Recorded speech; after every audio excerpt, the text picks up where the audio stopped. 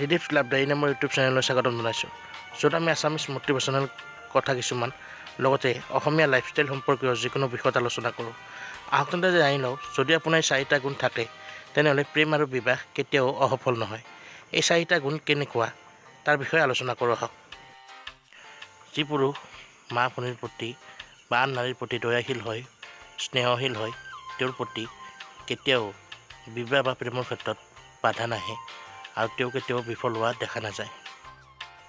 দ্বিতীয়তে, যদি আন স্ত্ৰী বা পৰস্ত্ৰীৰ লগত সম্পৰ্ক নাথাকে, এই ক্ষেত্ৰত যদি তেওঁ সম্পূৰ্ণ নিকা হয়, তেনেহ'লে প্ৰেম বা বিবাহৰ ক্ষেত্ৰত কেতিয়াও শোক বা দুখ অনুভৱ কৰিব লগা নহয়।